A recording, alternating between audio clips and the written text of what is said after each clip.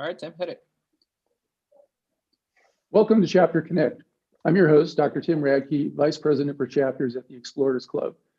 Tonight we have a slightly different program for you. We are presenting the Hong Kong chapter.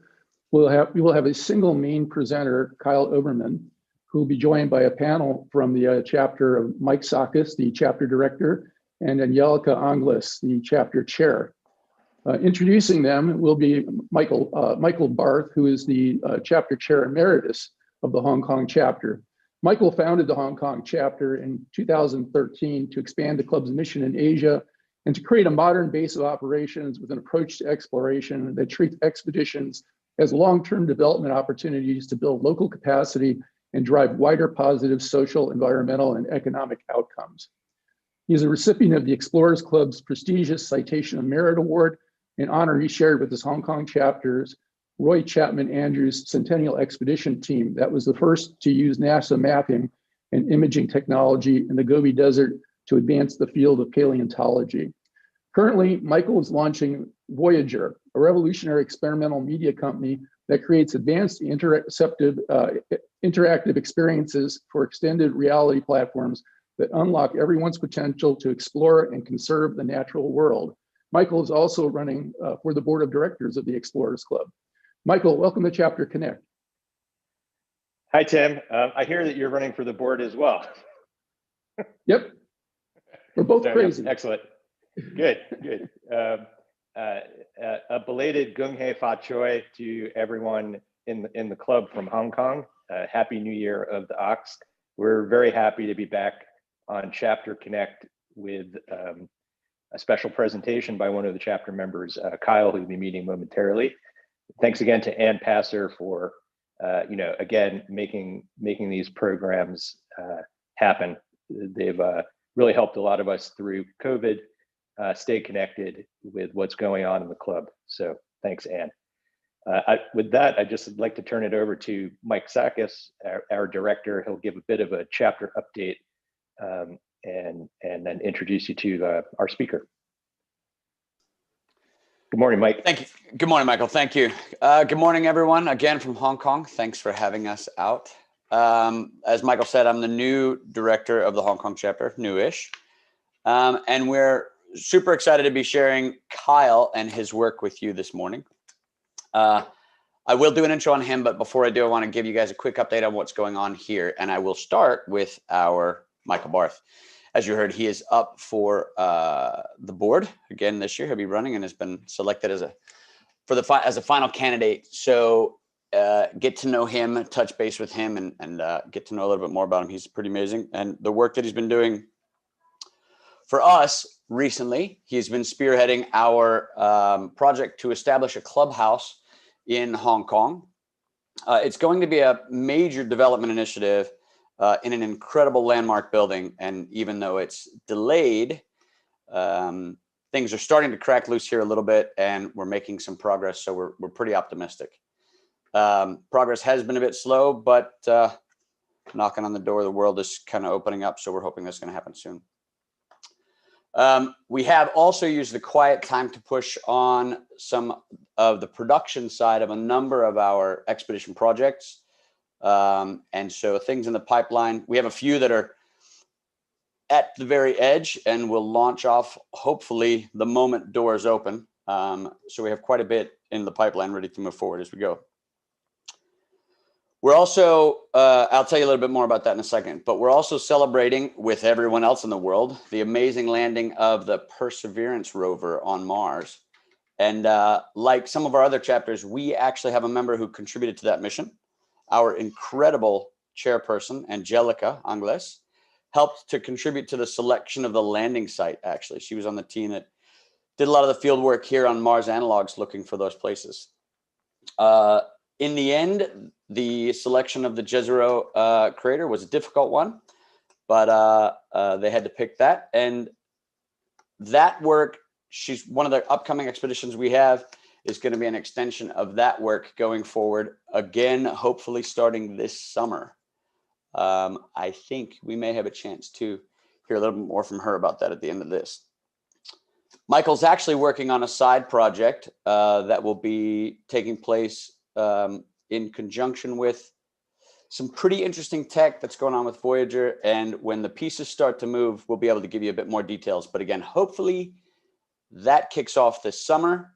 I hate to leave you with a tantalizing cliffhanger, but it's just not quite ready to share yet. Closer to home, we actually have another team led by chapter member Paul Neal, and they're working to identify, analyze, and hopefully soon partially recover 2 downed World War II aircraft that crashed here during the bombardment of Hong Kong. The team located a crash site a couple of years ago, and that they believe was one of the aircraft, which are a couple of Grumman Endangered torpedo bombers that crashed during the raids in January of '45, while Hong Kong was still under Japanese occupation. And just a few weeks ago, the team went out and made some additional interesting finds while searching in a few new areas brought to their attention by recent LiDAR scans of the entire island. The government's been doing a really comprehensive scan of the island, and they've been able to team up with the local Hong Kong government to take advantage of that. If all goes well and we can get our international teams here, either in person or remotely somehow, our ground teams, which will be a combination of chapter members, a team of local Boy Scout troops working in conjunction with them, and a couple of enthusiastic local treasure hunters and cartographers and things. We're going to hopefully begin making significant progress by this summer, especially since people from the city have been pushing out in the bush more recently. Some of the findings are actually at risk of looting. So we're trying to push hard on that and keep that stuff protected. But eventually, once we have everything excavated, those artifacts will end up in in the Museum of Coastal Defense in an exhibition on the air defense of Hong Kong. So we're pushing forward on that and making some real progress. Perhaps, hopefully in an upcoming talk like this, Paul will be able to share more on their findings and their method. Sort of the last bit of news for us this year in the chapter, the China Adventure Association is going to be hosting its inaugural World Adventure Conference, and a couple of our chapter members will be heading there to attend and host some discussions. Again, like everything else, the conference is slated for spring, and it's a bit of a question mark, but as soon as things crack open and we can travel, we're going to be going up there and being a part of what will be their first of an annual series of meetings. It's the China Adventure Association and their World Adventure Conference is a new initiative from a couple of different government agencies in China, but it's focusing on their development of state national parks and their conservation initiatives. And if any of us are unfamiliar with that, there's a good reason, and that's because it's been in process for a number of decades. I think Kyle will be able to tell us more about this, but it's really only taking root now in the last couple of years. And like I said, Kyle's going to be the guy that can talk to us a little bit about that. I know we had a bit of an intro from him, but let me carry on with that. He's an award-winning conservation photographer and writer who, in normal times, is based in Chengdu. He's so based in Chengdu that he's actually fluent in Mandarin. And I would invite anyone to test him on this if you guys get a chance. As a part of his work in recent years, he's been documenting the evolution of China's nature reserves, national parks, and grassroots environmental groups. One of the most interesting components of this for me has been the shift away in some local communities from poaching to protecting natural resources. He's worked with a certain yellow bordered magazine, the BBC, Nature Conservancy, and on and on and on. And he's a conservation ambassador for Key Conservation and the North Face in China. He's also mental, and by that I mean he's an ultramarathoner who loves spicy Sichuan food, for which I also encourage you guys to test him on that. So if you guys get a chance, let's give it up for Kyle and turn it over to him. Kyle, let's see what you got, man. Thank you so much, Mike. I appreciate all those tests, and anytime you want Sichuan food, we can test each other on that. I'm happy to go whenever you want. So without further ado, I'm going to, I'll jump into it. I'll start sharing my screen here. Yeah, so as Mike said, I've been living in China since 2014, and back then I was a student at Peking University in Beijing, learning Mandarin, and it took a lot of hours, but it eventually paid off, and it's given me a lot of opportunity to work with local Chinese conservation groups and government, and about over 100 different rangers and about 20 to 25 nature reserves in China, and it's been a real eye-opening experience seeing the diversity of wild China and what is happening there. And I like to start off with kind of my personal reasons for choosing China and for starting there with these two pictures. So there are two pictures here, and I can tell you one is many might be familiar with. It's Antelope Canyon in the United States.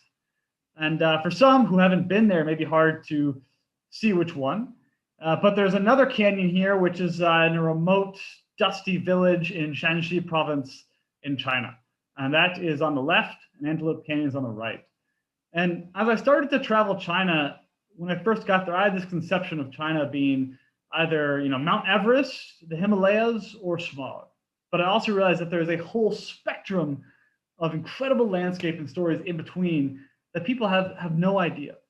And so I started to test that concept of what do people think about China, and how can we show that? And so I'm not a scientist. I know there are many in the club who are scientists who would probably look down upon my methods, but I decided to, if we go on Google and we search China environment, let's test the waters of what the first images are, right? And unsurprisingly, okay, there we go. We have, rivers running red. That can't be a good sign, and smog and mass and trash, right? And I think in the news, especially before I came to China and started doing my work, this is what I thought most of China was.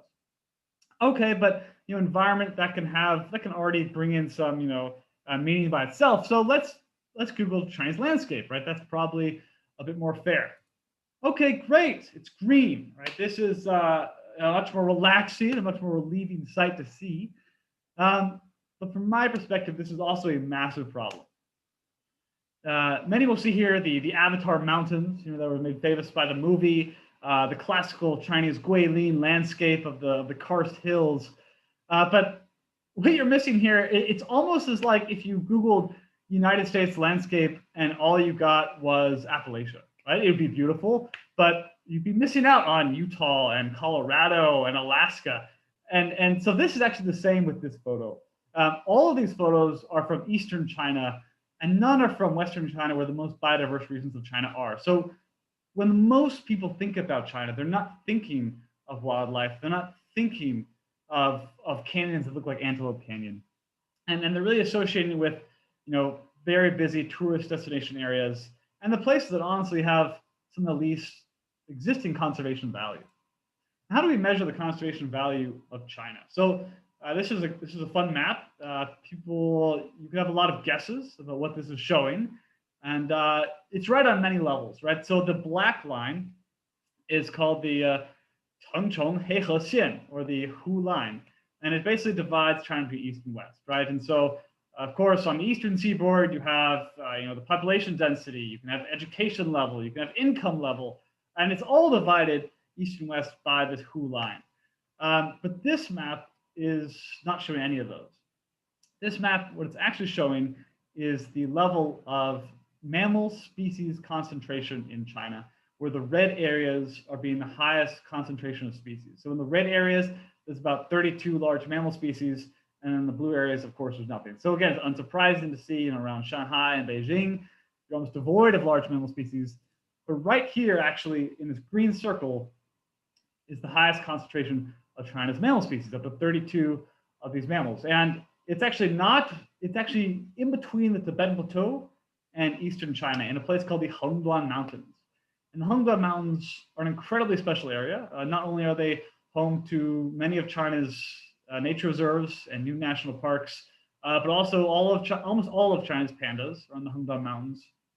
And you have an incredible diversity of altitude. You go from about 500 meters to 7,500 meters in less than 300 kilometers. And so, of course, anytime you have that big of an elevation change, you get an incredible range of territory and habitat. And so these are kind of the classic views that come along with that. And these are the views that you won't really see in the world about China, but these are the views that I've been exploring in China. And I probably had the privilege of being on some occasions the first foreign photographer, if not the first photographer with publishing photos on internet. I can't say to the Tibetans in the past, but a lot of these places in China have never been documented. And so it's a real excitement to go here and to see these places with my own eyes. So how has China been protecting these places is, of course, a question everyone asks me. And it's a great question, and it has a really interesting history that is still evolving before our eyes. This is a great map that was made by Professor Yang Rui and his students Tao Ye at the Tsinghua National Park Institute. So Tsinghua University, again, is a top university in China, and they have the National Park Institute, which, again, I would encourage anyone to Google and follow. I'm not sure if they have too many English materials, but this is a great paper that they published about mapping China's wilderness areas. And so, again, unsurprisingly, you can draw that black line if you wanted, and east, not much wilderness, and the west, it's almost all yellow, right? And of course, you have the Gobi Desert, and you have the Tibetan Plateau, and so those are kind of givens for wilderness. But there's also yellow that is very, very close to highly populated areas. But the blue areas are basically showing the protected wilderness areas within that. And so right now, wilderness areas in China, they cover about 42% of the land mass. And that's so, but about 77% of that wilderness area is not covered by nature reserves. And so, of course, this brings us to a kind of problem and contradiction. However, China has been doing better than a lot of countries. It's already reached 18% of its land mass as being protected, which is over the original actual targets of 17%. And so in that area, China actually has done quite well. But you could also say that a lot of this 18% is no man's land. That big blue blob, we call it Kukasili, or the Tibetan Plateau. And not many people are living there. You almost have an average altitude of around 5,000 meters. It's not that hard to draw a line and protect all of that area. I think the greater challenges are going to be in eastern China, where the wildlife corridors are much, much smaller and around the population centers. And so China's development of nature reserves has centered around how to balance and improve this system. And so to give a brief overview of history, there's actually kind of in my generation, there's been an explosion of nature reserve building. So the first one was built in 1956 in Guangdong, very close to Hong Kong. And then there's kind of three phases we look at with that. So from 1956, 1978, you have phase one. And there wasn't much legal precedent for nature reserves back then. China was still in the midst of Cultural Revolution and all sorts of social and economic movements going on. And that was quite a slow phase. But after about 1978 to about 1993, there's a big uptick. And China bans guns, which is, I'm from the United States. I'm from Austin, Texas. So many from my state would, they couldn't imagine that. But in around 1988, China, they banned guns. They published a list of about 400 protected species that then you could equate to the protected species in the US, the endangered species and protections that go along with that. And they really started to do protection. And then around 1994, you see an explosion of creation of nature reserves. And so again, the green is the area, the total area of nature reserves, and the blue line is the number. But in 1994, you see an explosion of the cumulative area of nature reserves, and also laws going along with it. And of course, that includes the grain to green program, which many who study China may know. But basically, the government started to issue, basically, they're paying farmers to stop farming land and return that land to forest. Because in the 1980s and 1970s, logging really just decimated much of China and changed much of the landscape and how it looks somewhat permanently.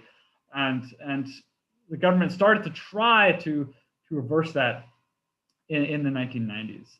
And all the way going up to about 2015 is a new era. And that is when China has now proposed its first 10 national parks. And This first happened in 2015 in the Legislative Council.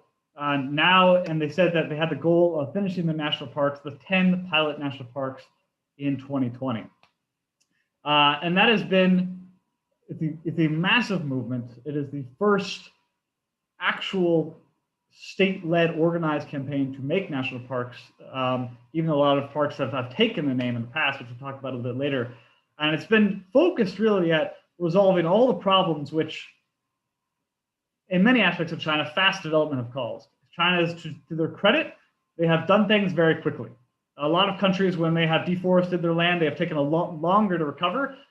China on paper has recovered fast, but now after, they built the nature reserves and now they have to go back and fix the problem. So they have around 3,000 nature reserves.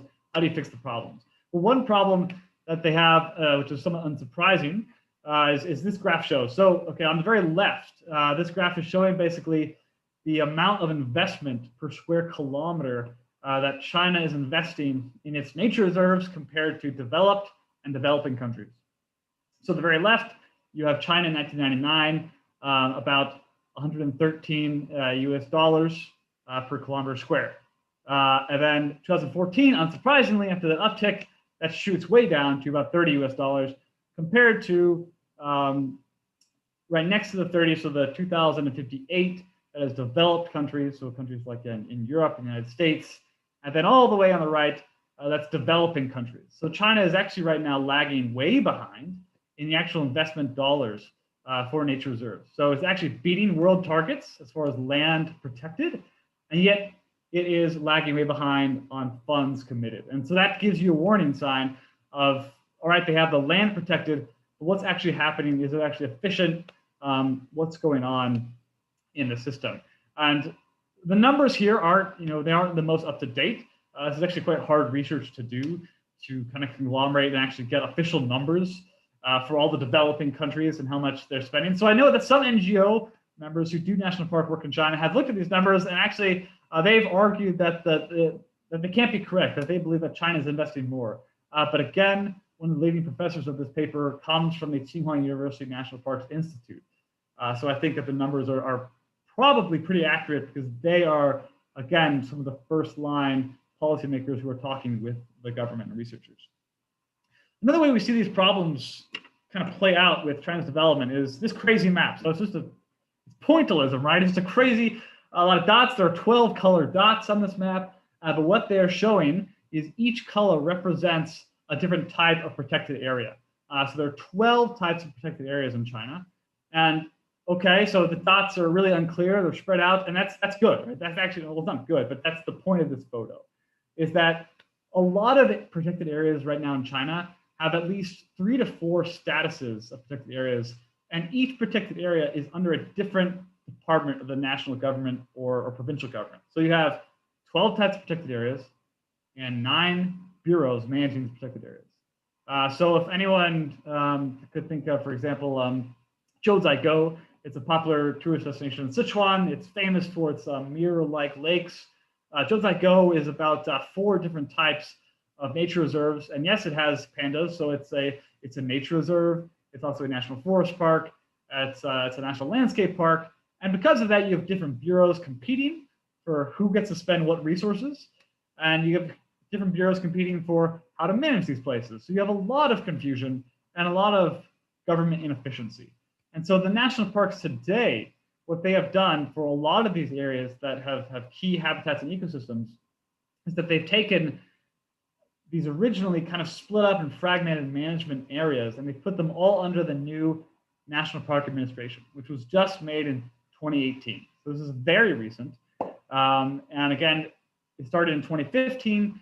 China first proposed the idea of a national park system under the National Park Administration, and now you have it. And so a lot of people may have gone to China, and they may have gone to an area, and the area said, Siguniangshan National Park.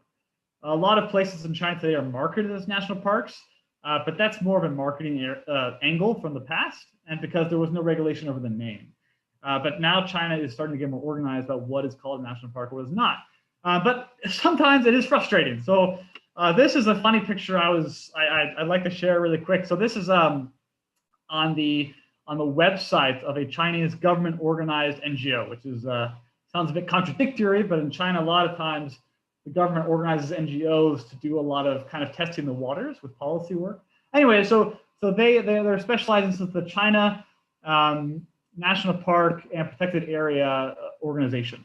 And on their website here, this picture is not China. It's actually, I think it's probably Norway. I mean, it's a fjord. China doesn't have fjords. But sometimes in my work, it can be very, very frustrating because you sometimes see the inefficiencies actually play out in photos. Where, I mean, this is, you know, they are experts and they should be, but sometimes whoever's doing the website is obviously not. And I still sometimes see today on Chinese internet and media, they'll talking about Chinese national parks and you'll have a picture of Banff, supposed to be China. And so I think there's still a lot of confusion within China and outside of China about what it looks like. And I think that's because there's a lack of storytelling and a lack of clear understanding of what's happening.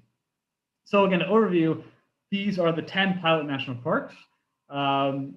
They cover, they're focusing on wildlife. So you have the Giant Panda National Park, you have the Northeast Tiger National Park, but also key landscape areas such as Sanjiangyan, which is triple the size of Yellowstone, and you have Pudachuo in Yunnan, which was an early project between the Nature Conservancy and the government there, and also in Hainan, where you have the Hainan gibbons. So there's about 30 Hainan gibbons left in the world, and they're inside that national park.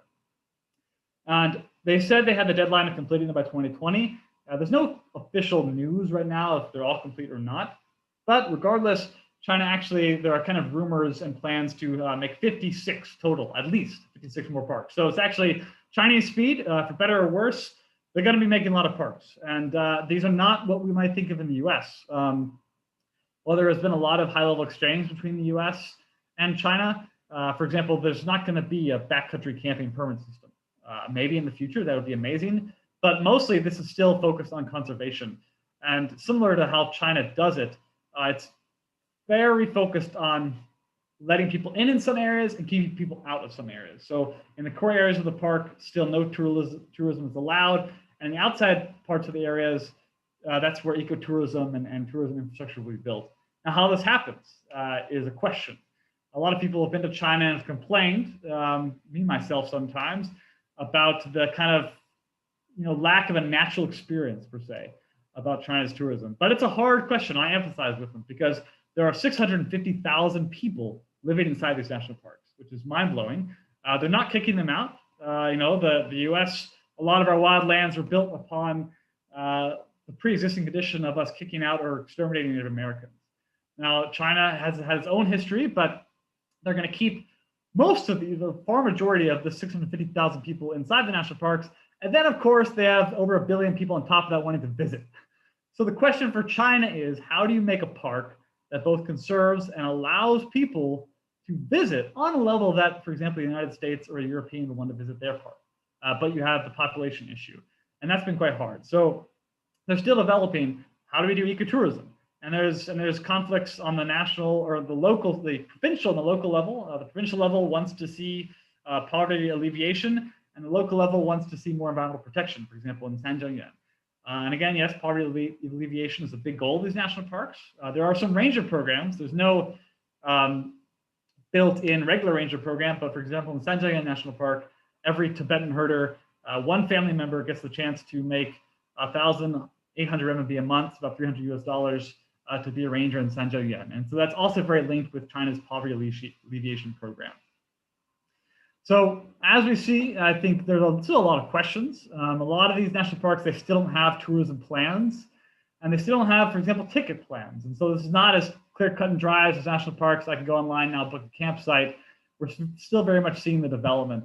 And if you'd like to read more, I'd recommend, this is a great story I did with some great Chinese experts in the field who honestly know much more than I do about their perspectives on National Geographic last summer. And you can go and read more about there. So what do these places look like? In the remaining time, I'm going to share 3 stories about the on-the-ground conservationists in China to see what it looks like. And one of the biggest challenges today towards China's conservation is actually still poaching. It's very hard to stop people poaching when their income relies on it. And a lot of these villagers, it's very hard for them to gather income. And a lot of times the government, the only way for them to stop it is the government to basically pay them to stop it. Or like the Grains Green program, pay them to turn their land back into forest land. So this is a very interesting photo. This was taken in 2017 in Jiuding Mountain in Sichuan of a hunter, and it was taken with the infrared camera. You can see about three things. One, he has a gun. Looks like, you know, it's a 50-year-old gun almost, but a lot of the guns are homemade. And because, well, China invented gunpowder, so they make their own gunpowder. You know, these are savvy, smart people. They know how to get their job done. And he's also, in his hand right here, is carrying wire traps. And that's actually probably the most deadly form of hunting in China. They can put up wire traps, you know, they can put up 100 in an hour in a mountain. And it's basically a snag for the animal's snare. So when it goes through, it gets trapped and suffocates, or at least is held there until it starves to death. And then he's wearing the fur of a dead animal. And so there are a lot of grassroots organizations in China, actually outside of the national parks, outside of nature reserves, that have arisen to confront this. And it's been a very inspiring movement. And they've been confiscating guns. So this photo is of there's a group in Jiudingshan called the Jiudingshan Plants and Animals Friendship Society. What a lovely name. And they go up every month in the mountains to remove weapons that they find. So they actually found this gun hidden under a rock. And again, it's a fascinating weapon. I mean, it really looks like it was from, you know, like the Civil Wars. It's really fascinating. So this particular effort is led by an incredible man named Yu Jiahua. And I had the honor of working with him and patrolling in the mountains for 7 days in 2019, about 7 days over 4,000 meters. And Yu Jiahua here is on the left. And these are actually his son and his grandson. And so in the 1990s, he started patrolling Jiudingshan when the Chinese there were actually using fire to burn out the animals. So they would have 5 people light the fire, and the 2 people on the top and would shoot the animals when the animals ran from the forest. And so it was a really brutal method of hunting. And Yu Jiahua saw that. He was actually a hunter when he was young, and he did that to support his family. But when he saw the unsustainability of what was happening with the new methods, that's when he actually turned from hunter to protector. And he actually organized over 500 villagers to stop the hunting. And he has stories of confronting villagers with literally fist fights, him against poachers. He has one story where him and 5 rangers met 4 poachers, and basically in a cabin where the poachers were kind of sheltering.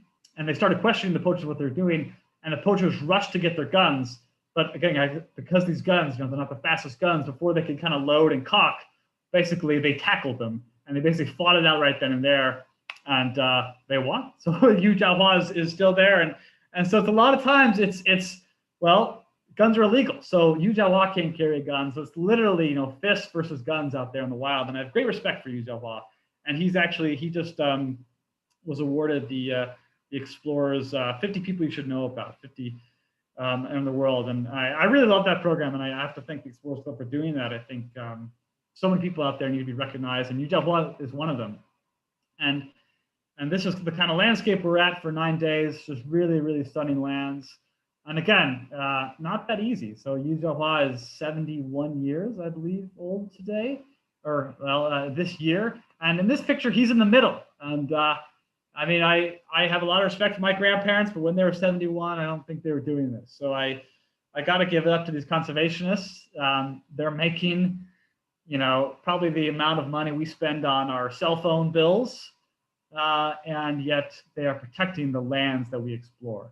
And so I'm really inspired to conserve these places, because I see these people literally putting their lives on the line to conserve these places that we as explorers enjoy so much.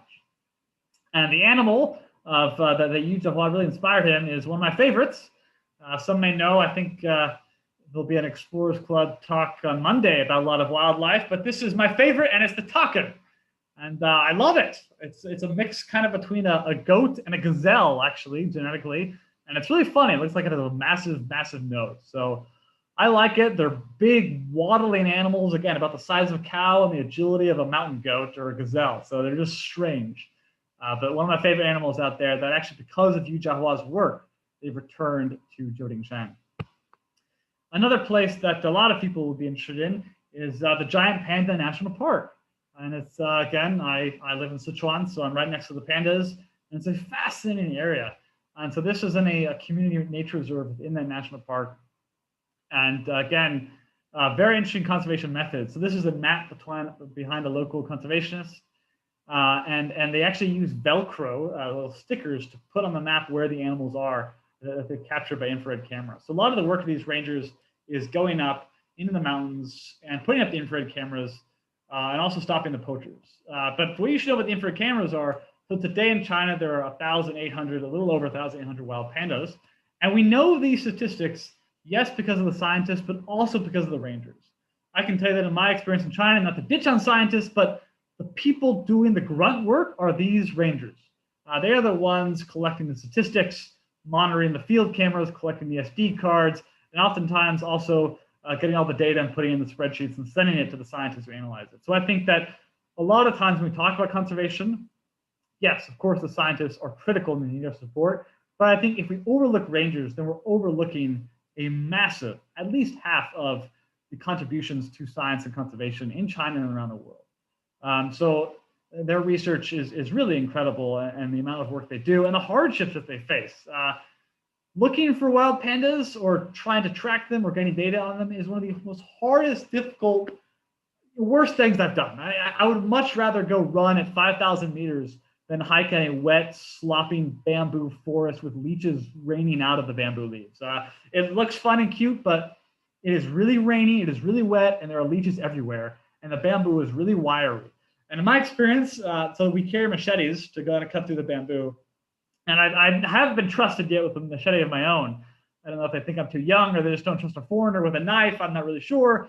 But a lot of the times, they'll be cutting the path of the bamboo, but I happen to be a little bit taller than a lot of my Chinese ranger counterparts, and I find that they'll cut a path equal to their height, but not to mine. So a lot of time I'll kind of be hitting my head still, and then they'll kind of be, just forging a path through, and I'm still left there fighting. And but one time, my first time actually, I made the mistake of also bringing a hiking pole and putting it in my backpack. And I found that was probably the best snare to make sure I almost got no progress done without 1,000 bamboo holding me back. So again, it's really not easy. It's one of the hardest things to do, actually, is to get data on pandas and to patrol these incredibly dense bamboo forests. But we eat well.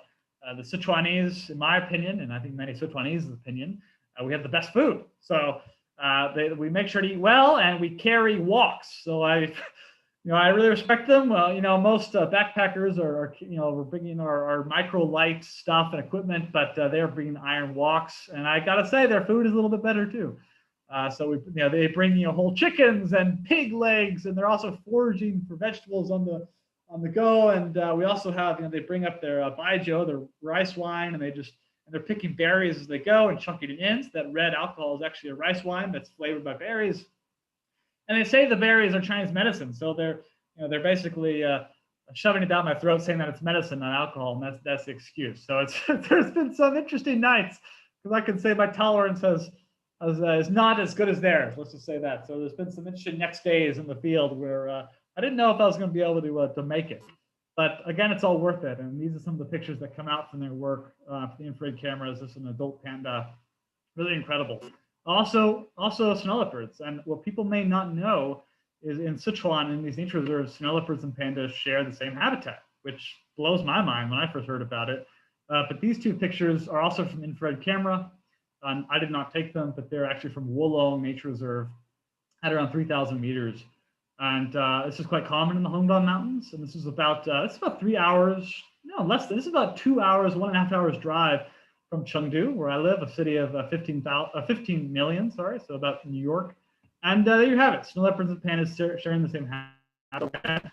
Ridiculous biodiversity. This is not just about conserving pandas. The Giant Panda National Park has snow leopards. It has regular leopards and tons of biodiversity within that range.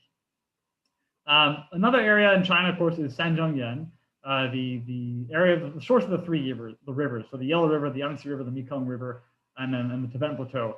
And it has snow leopard's favorite prey. And this is a fun picture I like to use. If you're getting sleepy, then I have a game for you. All right. So there are, I think, about 13 or 12 different animals, different mountain goats. So blue sheep in this photo. So if you're getting bored and your eyes are tired of looking at this, so now you can get in and you can start searching for these blue sheep. And to date, whether it's on Zoom or in person, I've never had a person find, I think, even 5 of these blue sheep. It took me a long time myself finding them in the photo, but I think they're 12 or 13. All right, so I'll just start defining them for you. So let's see, 1, 2, 3, 4, 5, 6, 7, 8, 9, 10, 11. 11. Okay, 11. There you go. I don't even know, and there could be more. So if you can find more, then let me know, and I'll like give you a free print or something. You know, you would more than deserve that. And so blue sheep, they're actually the snow leopard's favorite prey, and again, they're really suited to the environment. And actually, I think snow leopards, what people usually think of them in the snow, as their name suggests, but actually the fur of blue sheep and of snow leopards are actually the exact color of this rock. So it's ridiculously hard to see them. So there they are.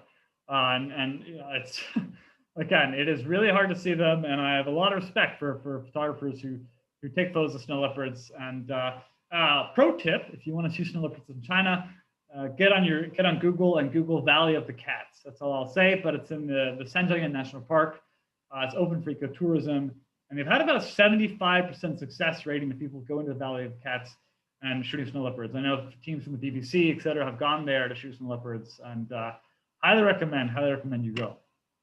So again, Shenzhen, the last story here today, one of the most beautiful, ridiculous places I've ever been. This is called MI'20 or MI'20. It's one of the rainiest parts of the Tibetan Plateau, and also one of the most biodiverse as far as flower and mushroom species. It's an incredible little mountain massif, MI'20, and I first went here in 2017. Also with a fellow explorer, Adrian Bottomley, who's in the Hong Kong chapter. We went here together and we did about a 9-day trek across MI'20 to find a particular flower called the Menacopsis barbaceta. So it's a poppy that is only found in about this 100-kilometer square mountain range. So on the map on the left is a map made by the Tibetans, and the purple is where the flower is found, and the gray is this mountain massif. And it's one of the, so yeah, an incredibly rare poppy species that actually the monks who have lived in the monasteries here identified and now protect. And so the conservation group in MI'20 is really incredible, actually. It's started by 2 Tibetan lamas who actually left their monastery to start a conservation work, because in their mind, Tibetan Buddhism was not just about teaching, it was also about conservation and allowing people to protect the land. So they've organized a bunch of nomadic herders and to a conservation group, which we've actually seen all across the Tibetan Plateau, is a lot of Tibetans self-organizing into conservation groups to protect their land, which has been really inspiring. And there was a story about this in the Explorer's Journal. The front cover there is a photo of mine of one of the lamas, Gunga, my friend. He's climbing a cliff with a DSLR in one hand to take a photo of an eagle's nest actually on the cliff. And I think this was in the 2017 or 2018, I don't know which month of the journal. But again, one of the most beautiful places I've ever been. Really speechless. Words fail me. Incredible flower species, and you can see there in the back the yaks, the black dots, and the Tibetan tents, and also ridiculous climbing opportunities for those interested, and then those wanting to get out there. The mountains in this area are absolutely incredible, but they're not just good looking. There's also glaciers, and the Tibetan Plateau is melting about 3 times the rate as the global average. So we call it the third pole, because not just because there's a lot of ice, but because like the other poles, it's melting faster than everywhere else. And so there are a lot of, again, like I said, Tibetan nomad groups who spend about 363 days of the year herding yaks, and then the other couple actually going up to around 5,000 meters or higher, taking with them tape measures and measuring the glacial retreat of these glaciers. And you think you take a GPS, but look, not everyone has the resources to do this. So they have probably one of the world's longest tape measures, in my opinion, or at least that I've seen. That's that big wheel that he's holding. And they go up to the glacier. They know where they paint on the rock where the glacier was in the year before, and they'll take the tape measure and measure the glacial retreat. And so this is in MI'20. This is one of the he's in his spare time, he's a yak herder. He's a nomad. But every year in the summer, actually, they go up to the glacier and they measure the retreat. And of course, any glaciologist would see the glacier is very black. There's a ton of sediment on top of the glacier from the melt. The albedo is reducing. So basically, it's it's absorbing more heat, it's reflecting less light, and it's melting even faster. So it's really not a good sign what is happening on the glaciers. And in that year, actually, this is 2018, we went up on the glacier to look at the retreat, and we found this. It was extremely fascinating. You can see here, there's 3 skeletons on the glacier. These are birds, but not just 3. We actually saw about 20 or 30 of these, and you can kind of see going off in the distance, there's more of these bird skeletons. And we actually didn't know why. This was the first time that the llamas, the monks, and the herders had seen this on the glacier. And the Tibetan lamas, they theorized that the birds have been nesting on the glacier and perhaps have been crushed by the glacier collapsing or melting many, many years ago. We don't have a way to verify. There weren't any scientists with us at the time. But if that's true, again, I think it'd be very fascinating, because birds nesting on glaciers, in my knowledge, have only been seen and observed in South America. And so if this is true, again, if there are any bird researchers or scientists, this could be an opportunity to look into. I think it's a very fascinating, interesting thing. I mean, I've never seen 30 bird skeletons on a glacier. Very, very interesting. And so, yeah, again, this is kind of how they mark the glacier's decline and retreat. So you can see they're painting the year. We went up in 2018. So that was that, you can see there. And so it's melting about 5-ish meters a year, which actually is quite slow for many places in China. So you have a lot of change, but I think despite the incredible challenges brought on by climate crisis and management difficulties, I think what has inspired me the most about my work in China is the stories of the locals. I like to give all the credit to the rangers and the locals, because these are the people who are actually risking their lives for us. And in China, I've started my own company called Explore to Conserve. And I work with the North Face with this company as a photographer and storyteller. But for me, it's this idea of, if we don't conserve, we have nothing to explore. And of course, that seems very self-explanatory, but I think as explorers, a lot of people forget that. And I think we kind of put our own fun or our own speed record or scientific goal ahead of making sure that these places are there for the next generation, or these places are conserved for the locals and the traditional lifestyles that depend on these places. And I've been very, very inspired by the local attitudes of the people who are out there. And I think, and I hope that we all are. And so lastly, just to touch on a little bit more of exploration in China, and I want to finish off with these 2 maps. Because as Mike mentioned, the China Outdoor Society is very active in China. But I think the outdoor scene in China, again, do not look at my face and think that I am the foremost explorer in China. I still would have to say that the credit goes to the Chinese explorers. There's a barrier of language and culture and internet, and that makes it very hard for us to exchange our work and our viewpoints. And that's sad. But I think to let you guys know what's happening in China, there are some great groups. They're organizing, for example, one of China's longest through hiking trails and first through hiking trail, 2,000 kilometers from Yunnan through all of Sichuan and into Gansu. Again, an incredible movement. There's also an explorer member, Ben Clark. He has a great film about a part of this trail. You can look up Ben Clark, the Gonga Trail, and it shows a great picture, some images a great video story of this trail and hiking it. And then the map on the right. So the map on the left was the trail. Map on the right is again both good and bad, opportunity and kind of what we stand to lose. So this is a provincial map of Sichuan, and this is for future high-speed rail lines. So China has great high-speed rail. You can get anywhere exceptionally fast right now. You can drive from Chengdu to about 7,000 meters, or to the base of 7,000 meters in about 3 to 4 hours. But there's high-speed rail lines planned from Chengdu to Lhasa, crisscrossing all of Sichuan through the national parks. And one thing this will do will make it exceptionally easy for any explorer or adventurist or hobbyist to get out in these areas for a weekend trip. But also, again, you have a billion tourists. And the key question about China is how do you reconcile that?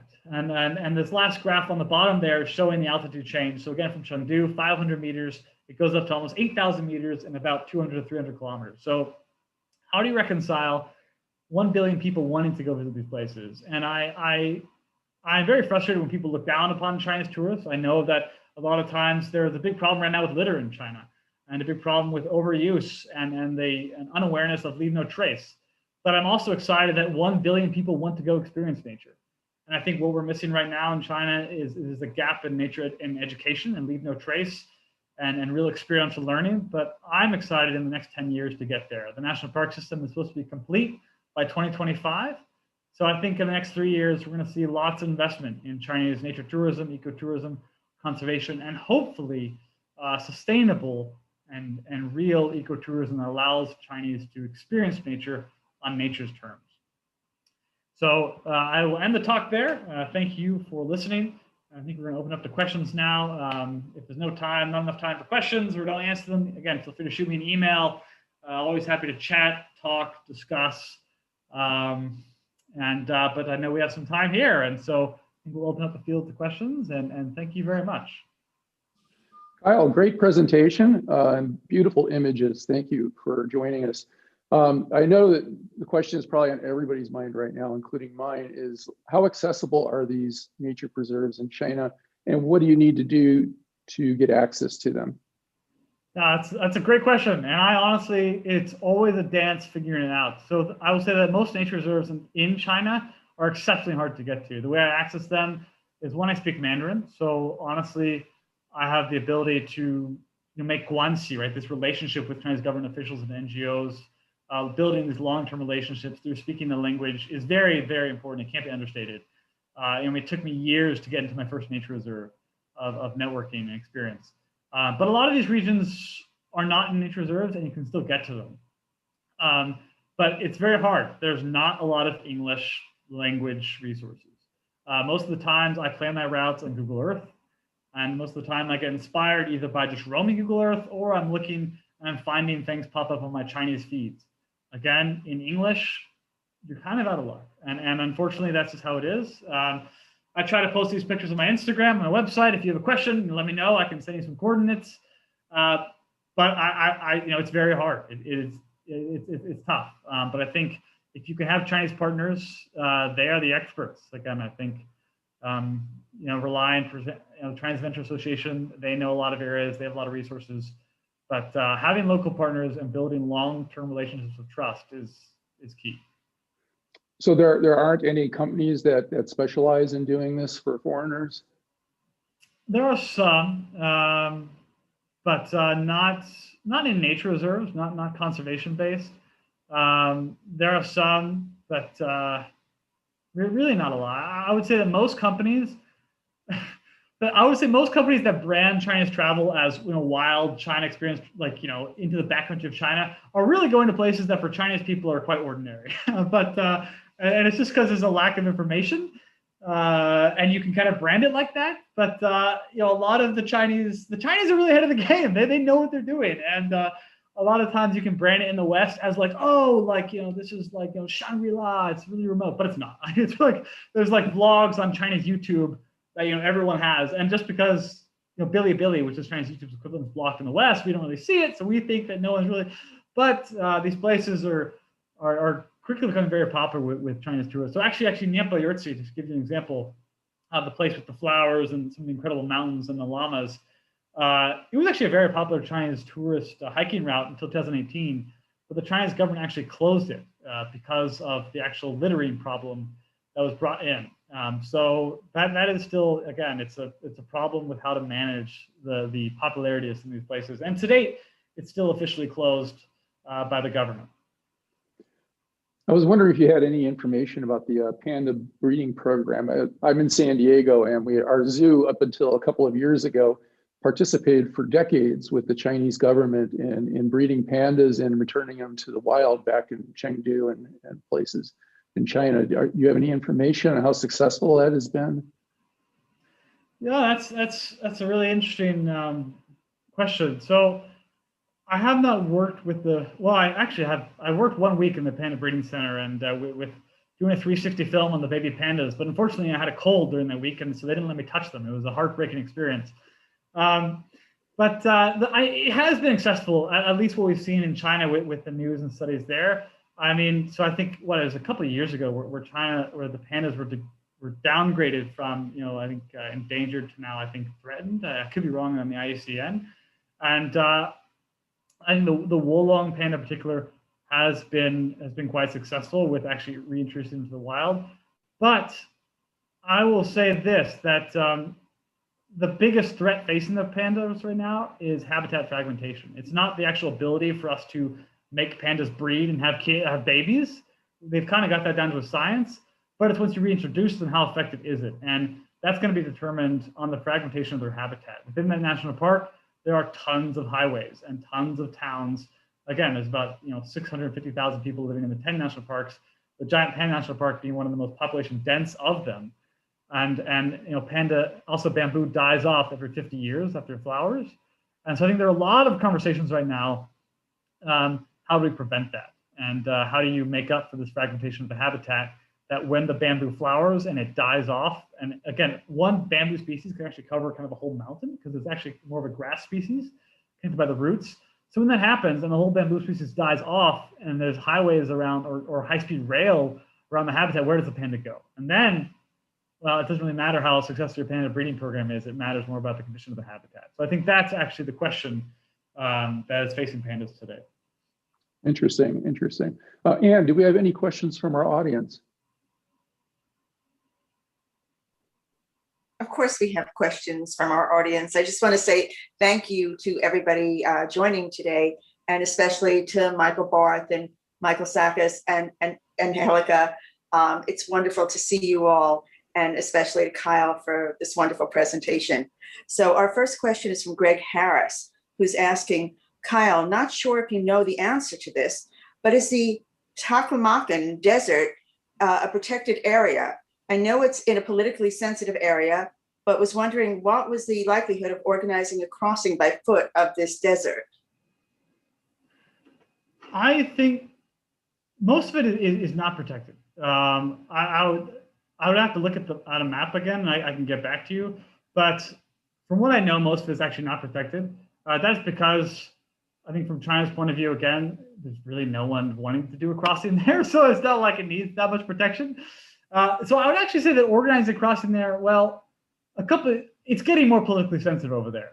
So that's your biggest barrier. But organizing kind of expeditions like that in China is actually not too hard if you have a language partner that can organize logistics for you on the ground, like an NGO.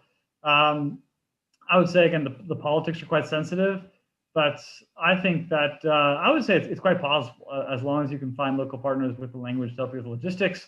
I think an expedition like that is probably easier than trying to get into a national nature reserve and do some kind of expedition there. So I think, yeah, that sounds awesome. I think you should pursue it. That sounds like a great project. Caitlin is asking, how many of the areas overlap with minority groups? Is there a risk to them if the parks overlap their land? Great question. Yeah, I would say that most of the parks, especially in Western China, where you have more minority groups, absolutely. It's almost all minority parks living within, or sorry, almost all minority groups living within the parks. How much this will affect their livelihoods? Again, a great question. A lot of these parks, again, are built off of pre-existing nature reserves. And so it's more of an administrative change than a sudden rezoning. But there are some places where that is happening. And the government has this, what they call, a compensation program. And it's very similar to that Grain for Green program, where they basically are going to pay the locals to stop cutting wood or raising livestock on the land. In Hainan, there are some village relocations. I know that they've relocated, I think, around almost 1,000 people in the Hainan National Park. How that affects their livelihoods, that's a great question. I think you're going to get two different answers from the locals that I've talked to.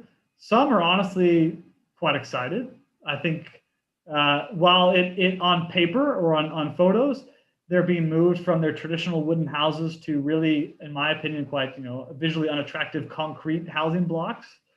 But a lot of times they're very happy just to have a roof that doesn't leak.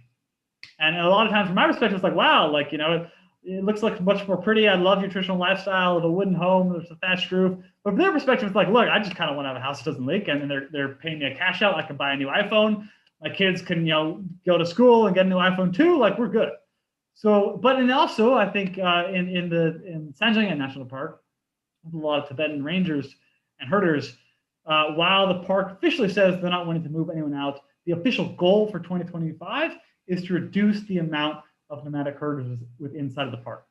And how that's going to look, we don't really yet see. And I think, there is some, news out there about, basically not forced relocation, but, very strong economic incentives and, anything but like the whip, as we say, getting herders to change their habits and maybe move to more populated centers. So that's a very, very complex issue. It's a whole nother hours long talk by itself. And I think that yes, it is changing the local livelihoods, and it's for the better and for the worse. It depends which locals you talk to. So maybe some of you out there can also unmute yourselves now. Michael's and Helika, I know that there is also another China chapter headed by Steve Schwankart, correct? And we want to give a shout out to Steve and hope that we can get everybody together on a chapter connect over there. We have somebody asking, Bill Steele, Kyle, do you happen to know British cave explorers Duncan Collins and Matt Ryan who live in Chengdu? Dang, I don't. I'd love to. That'd be fun. No, I actually don't. Okay, I'm usually so on the mountains. I'm usually not underground. Okay, Bill Steele will introduce you to them.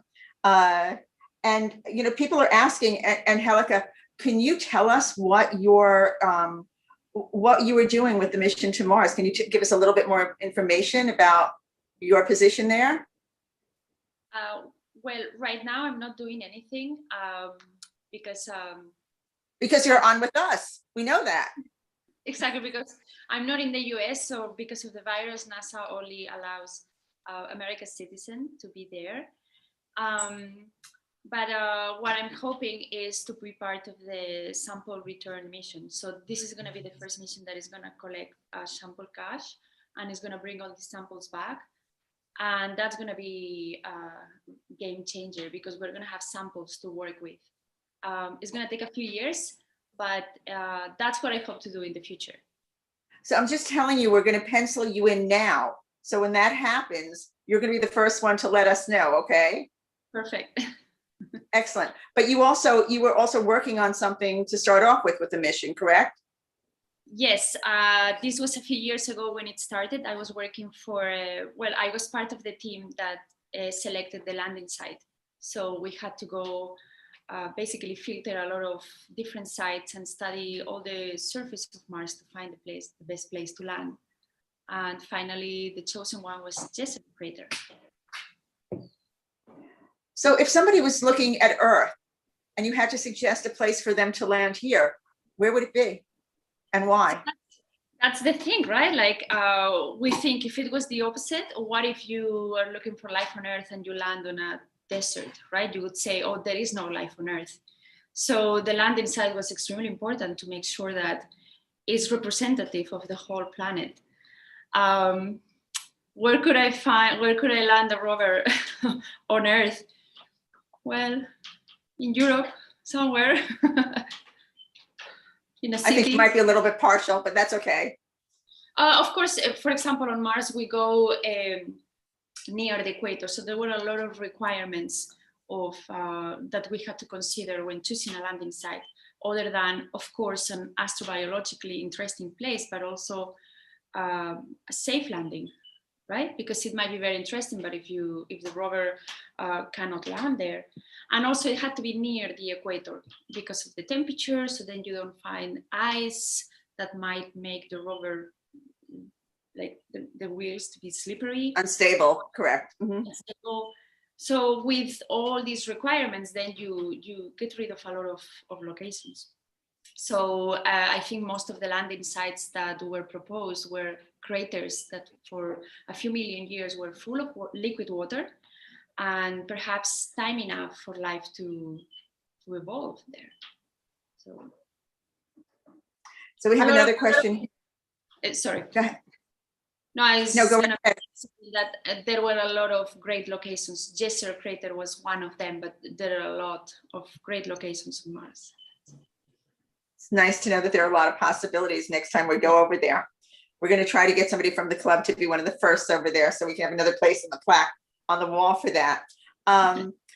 Laura's asking, Kyle, would bringing tourism help via bringing in money or risk to endanger species? Both. There are precedents and research showing how in a lot of these areas in China, tourism, for example, in Pingwu County, which is in Sichuan where the giant pandas are, it has reduced panda habitat or panda range, or in Shenlongjia, it has reduced the range of the snub-nosed monkey. And actually also they found like a parasite shift in the snub-nosed monkey gut when the people were, when there's more population there. So there's definitely the research foundation that shows that the more people that go, the kind of wider the animals, move away from these areas. But I do think that it's also essential because you can't tell someone to stop poaching once you give them an alternative. And so China's alternative for that is ecotourism, or kick them out, but they're not going to kick them out. So if you're not going to kick out the villagers and you're not going to let them, graze cattle, which it actually is quite bad for, again, habitat and pandas, and it's really disturbing force alongside poaching. If you're not going to let them do that, then you have to give them another means. And so, yes, ecotourism, allowing tourists to come in, is one of the only ways to support local livelihoods and actually give them a source of income. In fact, it's already hard enough because right now in China, nature education, eco-education is exploding, but is there enough demand to fulfill that? Do people want to drive 5 hours for a weekend trip to go to a village in the middle of nowhere and have an eco tour? I don't know, maybe not yet. So it's a double-edged sword. You need it to support local livelihoods and raise them out of poverty and give them the lifestyle that they want. And yet, if you have too much of it, you're going to see, yes, you will see a lot of negative impact to the habitat and the animal species there. Luna Sao is asking, hi, Kyle, can you talk about corporations' involvement in conservation? Luna also was mentioning that when she saw the wok was a Sichuan food, that it was very appetizing and that Sichuan food is great. So yes, absolutely. Well, that's, again, a fascinating topic. We could do another hour. I work with the North Face in China. They have been one of my biggest sponsors for a lot of my work and projects. And some of the work I've done, I've actually sponsored the rangers with North Face gear. And so I go in, and a lot of times, these rangers, they're wearing nothing waterproof or nothing warm. And I go in, and before I work with them, we're giving them down jackets and Gore-Tex and North Face to help them. And I think that's, so one way I think we've seen is that corporations in China are recognizing not just the good work that these rangers are doing, but also the PR value. I think in China, like many places in the world, green is a hot word. And of course, you do risk greenwashing, right? You risk just taking them and using them for advertising dollars and not actually supporting them. And sometimes you see that, but also there's some very interesting things happening. One of the most interesting case studies for me, very shortly, is Alipay and the Ant Group. So Ant has been in the news a lot for their IPO and all of that. That's been a very interesting case. But they also have an incredibly interesting, environmental program on Alipay, which is their main payment app, where users can basically earn points by using Alipay to plant trees. And they've planted, I think, over 300 million trees to stop desertification. And they've been, unlike some other programs in China, they've been working with scientists to make sure that the tree species are suitable to where they're planting them. And the way they do that, so the way you get points, though, is you take the subway. And when you take the subway, you scan with your app, or you take a bike share, and then you get points. So you get points for how many steps you walk. So it's encouraging people to take environmentally friendly daily lifestyle habits and turns them into trees. But of course, it also encourages them to stay in the app. And also, though, you do get points for example, because Ant is connected to Taobao, China's Amazon, and you get points for on Taobao buying a package. And when you buy the package, you can select green packaging, which sounds great. But there's a catch, which means, okay, then to buy trees, I need points, which means I have to buy more, which even if I select green packaging, I'm still buying more, and there's still the carbon emissions from the production of the product and from the shipment of the product. And so it's really actually not even friendly to buy at all. So there is a contradiction, and it's tough. How do you balance corporations' involvement with the environment, where it's meaningful, where it's not just PR, and it's actually doing good work? And I think the Ant Forest program is a great program. I think it's a great way to involve people's regular daily lives in conservation and kind of educate them about that. And I think China has a lot of innovation on that side. And I think what the North Face has done with me in China is amazing. I would love to see more brands, outdoor brands around the world, get more involved, not just sponsoring athletes, but sponsoring the people who protect the landscapes that athletes enjoy. Jin Zhao is asking, thank you, Kyle, for interesting talk and wonderful photos and moments. My question would be, if someone asked you about other places, where do you want to go and take photos? Where would your next place be aside from China? Oh, that's tough. I mean, that's tough. China's still so big. You're right. I mean, the last 5-6 years, I haven't traveled too much outside of China because there's so much. And but I think for me, gosh, I think I'd love to go to the Andes and to go to Chile and Argentina, and because I think there's a lot of similarities in the peoples there with the Tibetan peoples and the local peoples in the Andes. I think I would love to see the similarities of high altitude lifestyle there, and their traditional mindset towards conservation and wildlife, and spiritually, their connection to the land. I think that would be fascinating, because I think indigenous groups, you find a lot of similarities, whether it's Native Americans or Tibetans or wherever they are, their spiritual connection to the land and the stories they tell their children and how they relate to holy peaks and the similarities between that. So yeah, I think when travel opens up, everyone's fingers crossed. Yeah, I'd love to go and see the Andes and travel over there. I'm sure the places are very similar in their own way, especially with the terracing. I think you'd have a lot more comparative pictures as you did with the canyons. So we'll wait around to see it when it happens. Angelica, Bill Steele is asking, is everything on Perseverance functioning properly? Is everything what, sorry? This is really for Angelica. Oh. It's Yeah, from okay. Bill, and he's asking if everything on the Mars mission on the Perseverance is functioning properly. Might you know the answer to that? You're on mute. Sorry, I was muted. Yes, so far so good. So everything went according to plan. It hasn't started yet to do any experiments. It's gonna take a little bit of time, but yes, we're hoping everything is gonna work perfectly. The landing was perfect, so hopefully yes. Greg Harris is also asking about the landing site. Was consideration given to the prevalence of wind and sandstorms? Well, the sandstorms, you cannot predict them with the landing site was chosen this was 2017. So you really cannot predict what's gonna happen at the time. And it's not dependent on the landing site. So, but for sand dunes, yes. So if you see an area that has a lot of sand dunes, you don't want to land there. Okay, the next one is back to Kyle. And this is from Jenny, who's one of our frequent viewers, and we really enjoy her questions tremendously. Greetings from Princeton University Press. How much of the data from your conservation activities is shared in the science community abroad for concerted efforts for world conservation of species? Very good question. Again, I would say, well, to clarify, I'm not a scientist, so usually I'm not the one collecting the data. I have the stories and I like storytelling about the science and what's happening over there. And I've done a greater effort, especially over past COVID, to share more of these stories in Western publications. Before, most of my work was actually in China in Mandarin. But I would say, not enough on a general note. I think a lot of the interesting academic papers in China are not being translated. Some are. Again, the Sichuan National Park Research Institute, they have papers in English and they're really great. But that's, I think, one of the unfortunate parts about internet and language right now is that a lot of the research is in Mandarin. For the National Geographic article I wrote about parks, 95% of my research was all in Chinese. It was all going onto the Chinese academic databases, looking at the Chinese papers, because if you look at the Western papers, they're all very similar.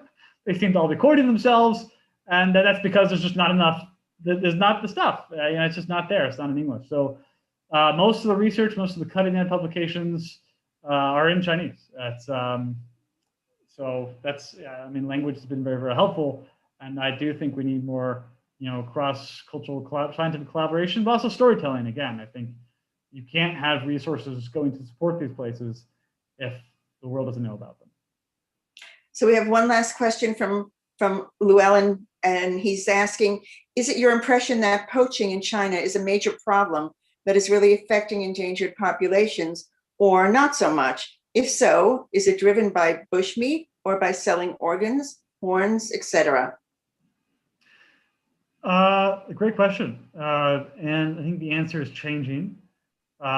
In the past, especially, let's say the 70s to the 90s, and again, China banned guns, I think in 88 or 89, poaching was a leading cause of animal extermination of local species. Definitely poaching with guns and wire traps. Now that China, so actually on February 5th, China updated its protected species list. The first time in 30 years it updated, and it more than doubled the amount of species on the list. So for example, wolves were not protected, but since February 5th, 2021, they're now protected species, which is massive news, and that goes along with, again, 500 more species. So now I would say that poaching is less of a threat, and now I think the biggest threat is habitat degradation and the fragmentation. But the poaching, it's still happening, and now it's less of guns, but more wire traps. You can still go on Taobao, China's Amazon equivalent today, and you can buy a wire trap set for like $2 US. So and it's a lot easier to go up into the woods and set up a wire trap than it is for a ranger to go up in the woods and find that wire trap.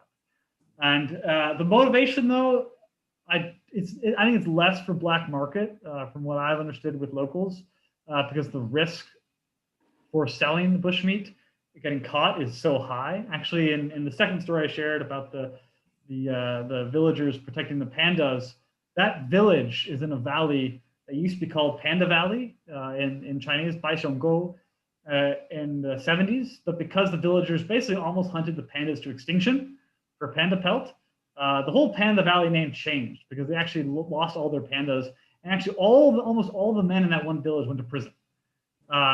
So China has a heavy hand with law. I think it's like a 99% conviction rate over there. So most of the time for the hunters now, it's either you're going to sell it very, very locally in the village, or you're doing it for your own flavor or for Chinese medicine. And the Chinese medicinal uses can be varied. And then every now and then, you see gibbons for sale on the market. But one last point about that: the biggest issue right now, I think, facing a lot of these protected species, again, China's doubled its species list, is that there's an asterisk next to a lot of these species. And it says that the wild species are only protected, which means that some of the species, like let's say the Chinese river sturgeon, can be farmed. And the problem with that is a lot of the farmed population of these species are started from wild caught. And once you're in the wet market, it's pretty darn hard to tell, like, was this species shot on a mountain or taken from the farm? Right, and so that's actually one of the existing loopholes right now in China's species protection. It's great that they've updated the species list. That's going to pour a lot of resources into these species. But for a lot of the species that have asterisks by their name, that challenge still remains. The enforcement and the monitoring is very, very hard to carry out. I think that's about all the questions that we have from the audience tonight. Would anybody else like to say anything from out there? Michael? Any other news going on? No, just thanks again. Thanks, Kyle. That was great. I know we all look forward to getting out in the field again, and hope to visit some of these places with you and some of the other people in the chapter, and bring some other people in the club along as well. So, same. And would encourage anybody out there. I certainly Sorry. think that a lot of people from, all over the world will be wanting to come to China after this presentation today, as soon as the doors open up again. How's the situation with COVID in China right now in Hong Kong? Things are starting to relax a bit, but I just wanted to just a side comment on Kyle's presentation, which sort of underscores something important for the Explorers Club in general, is that a China and APAC perspective on the board is extremely important right now for a whole host of reasons, and it's been sort of a sort of a gap in terms of the club's development to date, and it's such an important part of the globe where we, many of us do explore, but are not investing the time in the development of these long-term, trust-based relationships that would really make the science and the storytelling much better. So that's my 2 cents on that. And Hong Kong, our chapter here is a good example of that in terms of the support that we're getting here to grow and deepen our impact in the region. And we're also seeing a considerable uptick in membership queries from mainland. So as Hong Kong and China are becoming closer, exploration is a wonderful thing that brings people together in a positive way. So so thanks again, Kyle. Thank you, Tim, and obviously thanks, Anne. Yeah, thank Thank you. you. Clearly, the Explorers Club is what brings people together in wonderful ways. And this is just a terrific example of it. So I thank all of you for being here tonight. Michael, Angelica, Kyle, Tim. What else would you like to add, Tim? Well, I just was going to ask you, is there anything on for next week right now? So actually on Monday, as Kyle was talking about the takin, he's correct. We are going to have someone speaking about the takin and about around 18 other animals as well. So I hope everybody joins us for animal tracks, because next week is World Wildlife Day. So on Monday, we're going to have these speakers with breakout rooms afterwards, so everybody can ask their own questions directly to the speakers. And on Wednesday, we're actually going to have a live program with Roy Galit, who's going to be talking about biodiversity on World Wildlife Day. And he will be taking questions while the presentation is ongoing. So he'll be up at around 1 or 2 o'clock in the morning from Israel and taking your questions. He's a wildlife photographer. I think you're going to learn a lot from him, and I think you'll totally enjoy the program. And it's going to be completely interactive. So I hope everybody will watch both Monday and Wednesday. And Thursday, we'll keep you posted. So I hope everybody tunes in. But I want to thank everyone tonight. It was just incredible. And Angelica, what you're doing is very special. And we love hearing about it. So keep us updated. Keep the news coming in for us. If you hear anything that no one else knows about, let us know immediately. We'll put you right on. And Kyle, what a terrific presentation.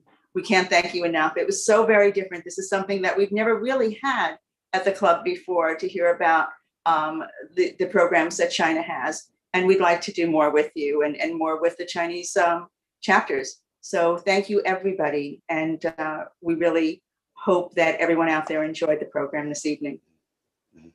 Thank you. Thank you. Yes, thank you all. Stay tuned.